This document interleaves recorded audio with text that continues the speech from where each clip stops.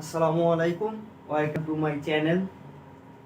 আবারও হাজির হলাম প্রিপোজিশনের দ্বিতীয় পর্ব নিয়ে। আজকে আমরা যে প্রিপোজিশন নিয়ে কথা বলবো সেটি হলো সিন্স আর ফর।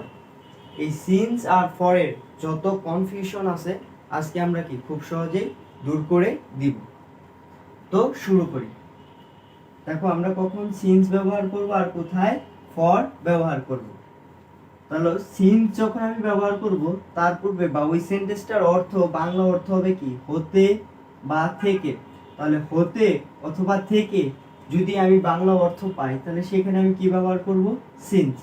আর ধরে, ব্যক্তি বা যাবত, মানে ধরে, ব্যক্তি বা যাবত এগুলো যদি অর্থ হয় তাহলে সেখানে কি হবে? ফর প্রিপোজিশন হবে। আর হতে থেকে এগুলো যদি থাকে তাহলে সেখানে হবে কি? সিন্স। ধরে, ব্যক্তি, যাবত এগুলো থাকলে হবে কি বলতো? ফর প্রিপোজিশন হবে।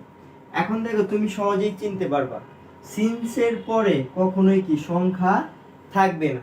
তাহলে আমি যখন সিন্স ব্যবহার করব এর পরবর্তীতে কখনোই কি সংখ্যা থাকবে না।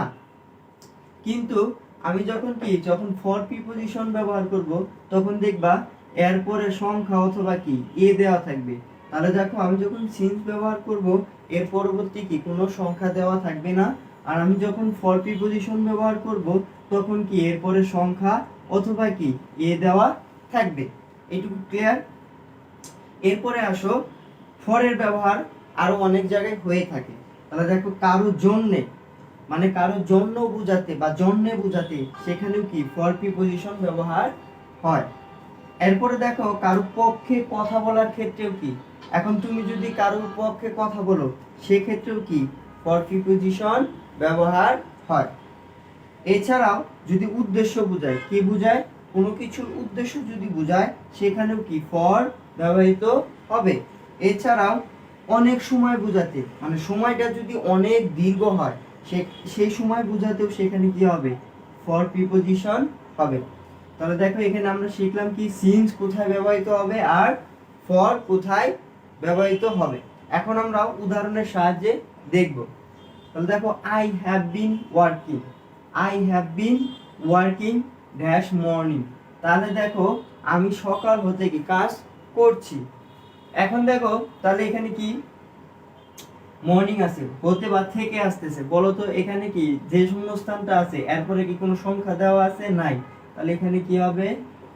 সিন্স। তাহলে দেখো, it has been raining morning, মানে সকাল থেকে কি বৃষ্টি হচ্ছে। তাহলে এখানে কি হবে বলো তো? এখানে হবে কি? Since morning. তাহলে হতে বা থেকে বুঝালে সেখানে কি হয়? সিন্স হয়। আর সিন্সের পরে কি সংখ্যা দেওয়া থাকবে না। I have been working 2 hour, আমি কি 2 ঘন্টা ধরে কাজ করছি। তাহলে দেখো তো এখানে কি আছে? এই যে শূন্যস্থান এরপরে কি আছে বলো তো?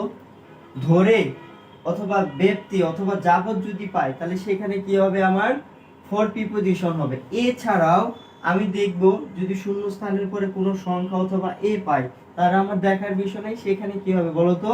ফর প্রিপোজিশন হবে। তাহলে এখানে কি হবে বলো তো? For. This pen is only, এখন দেখো, দিস প্যান ইজ অনলি, এখন আমরা বলছিলাম কারোর জন্য বোঝাতে। আমরা জানি কারোর জন্য বোঝাতেও সেখানে কোনটি ব্যবহার হয় বলতো? ফর ব্যবহার হয়। তাহলে এখানে কি হবে বলতো? ফর। তাহলে this pen is only for you, এই কলমটা শুধু তোমার জন্য। আই অ্যাম স্পিকিং ইউ, এখন দেখো আমি বলছি কি কারো পক্ষেও যদি তুমি কথা বলো, আমি তোমার পক্ষে কি কথা বলতেছি। তাহলে আমি তোমার পক্ষে কথা বলতেছি, আমরা জানি পক্ষে বুঝালেও সেখানে কি হয় বলতো? ফর হয়। এরপরে আসো, I am waiting for you a long time. দেখো, শূন্যস্থানের পরে কি আছে? এ আছে। এ দেখে আমি চিনলাম এখানে ফর হবে।